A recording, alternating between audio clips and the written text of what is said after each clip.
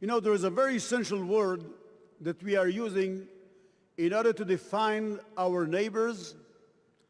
Sometimes they become our enemies. And the word is "Hia'ni."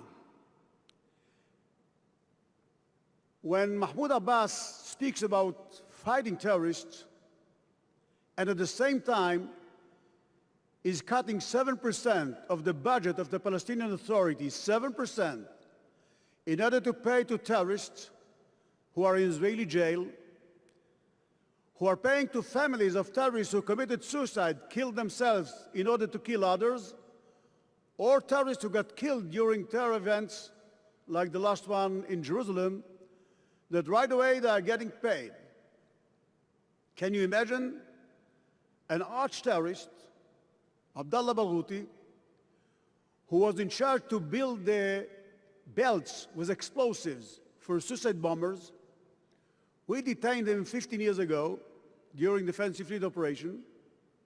He was sentenced in Israeli jail for 67 life imprisonment because he's in charge, or his bombs, his belts, killed 67 Israelis and others, including Arabs, including visitors. This man, during the 15 years in Israeli jail, got paid from the Palestinian Authority by law more than 700,000 Israeli money, which is more than almost $200,000. An average salary in the Palestinian Authority is around 4,000 to 5,000 shekel, which is a bit more than $1,000. The average payment that a terrorist gets in jail, of course, according to the years he was jailed, I mean according to the number of Israelis that he injured or killed, the average payment is between 6,000 to 10,000 shekel, which is almost double than a policeman in the Palestinian Authority. So when Mahmoud Abbas says, I'm against terrorists, we have to add the word "Hia'ni."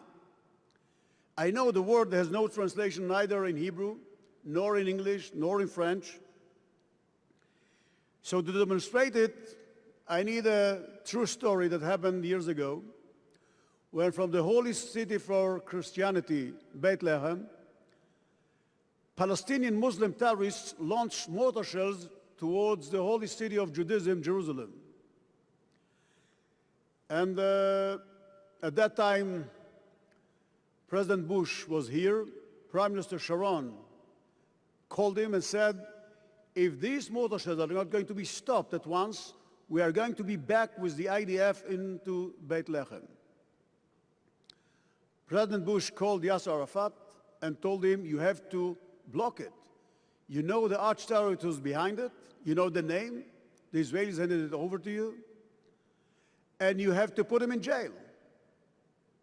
And he promised President Bush, I'm going to put him in jail within days.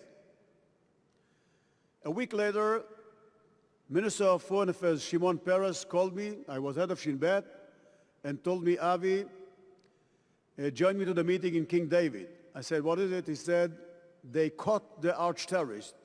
I told him, Shimon, it's bullshit. They didn't do anything. But Shimon calls you, you go.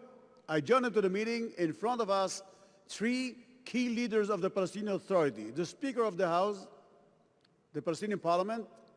Last time was elections there 11 years ago. The right hand of Yasser Arafat at that time and today of Mahmoud Abbas, Saeb Erekat. The president of the Palestinian Authority was last time elected 12 years ago. And my counterpart, the head of the Palestinian FBI, Jibril Ajoub. And I looked at them. The Speaker of the House told me, Avi, I'm glad to tell you the arch-terrorist is in jail. I said, you know he's not in jail. He didn't argue with me. He looked at the right hand of Yasser Arafat and said, Saeb, isn't he in jail? Saeb Erekat has no idea whom we're talking about. But he said, definitely he's in jail. And both looked towards Jibril Ajoub and asked him, isn't he in jail? Now, Jibril was in a catch.